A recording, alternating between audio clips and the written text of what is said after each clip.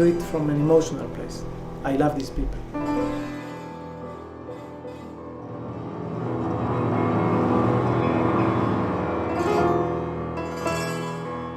In 1998, I went to Africa with a 4x4, and I came to meet this Himba tribe girl in northern part of Namibia, near Angola. And I was fascinated by these people. They looked to me like ancient people from thousands of years ago. And I started to come and visit them again and again. And suddenly photography bursted out and became so important, like a virus. Like I was addicted to do photography with the Himba people. That's how my story started. I went a few times to the southern Ethiopia, near the border of Sudan, to visit the tribes of the Omo Valley.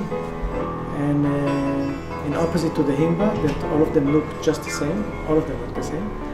The Omo tribes are different from each other, and they all look very unique, and I don't know them. And it created a completely different style of photography. So I brought with me, I decided to make a kind of like a studio, but a very primitive one. So in the woods, in the village, with the cows and the goats, I brought a black screen with me, and I asked the people to come who wanted to come and be a model for me. And they all expressed their own ideal of beauty, and they made themselves beautiful with plants and flowers and paints, the exact way they do for ceremonies. And that's the other project. And these two projects, they show different kind of intimacy. With the Himba, this is true intimacy. With the Omo tribes, I try to get some intimacy. The result is what you see, and it's questionable. Is it really intimacy? This is why the name of this exhibition, Intimacy, like with a question mark. And that's in few words just a little of the story, which I've been in Africa 26 times during the last 14 years or so it's quite intense.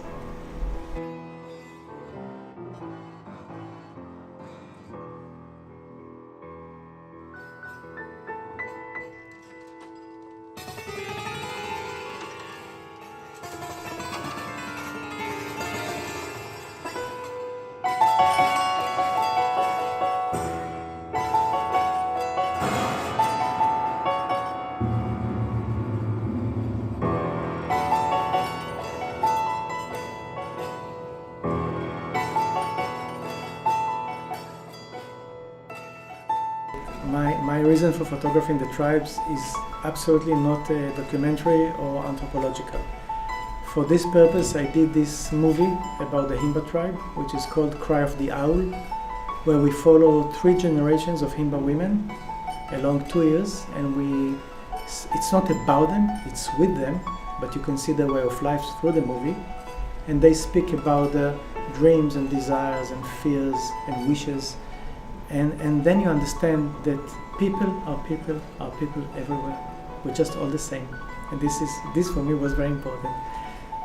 So I told you, I photograph from emotional source, but I do understand that within 10, 15, 20 years, these photographs might be of importance, anthropological importance, because these tribes are being vanished, and they are on the edge of being extinct as traditional societies.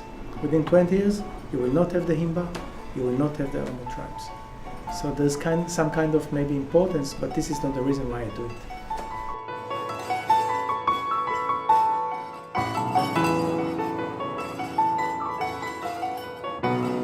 One of the reasons I wanted to go and photograph the Omo Valley tribes is because the Himba are all the same color. They spread themselves with red ochre, and the huts inside are this color, and the ground is this color, and the cows are this color, and all the Himba, all those photos, they look just with the same color, this ochre color.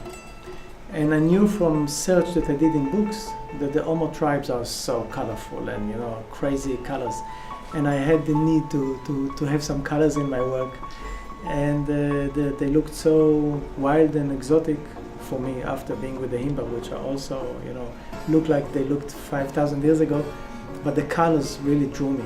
And the use they do with plants with plants and flowers to express their own ideal of beauty was fascinating for me.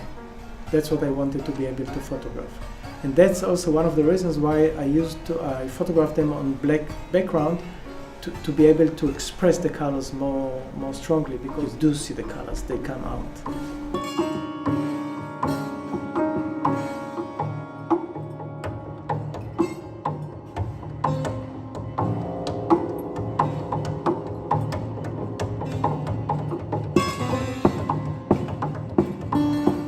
I wish to go back to the Omo tribes, and I wish to photograph a certain things. One of the tribes in the Omo Valley, they have a kind of fight, which is called Donga fight.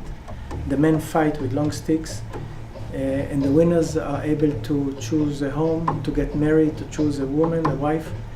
But I don't want to photograph the actual fight. I want to bring the warriors to my black screen immediately after the fight is finished. And I want to have the portraits, the fierce looks with the blood and the sweat and the fight in their eyes. And I want to have those portraits. It might be a bit dangerous because it's quite a wild event, and they also shoot in the air, and they're drunk, and some people try to cause me to avoid. But I really feel I do want to do it, so I might.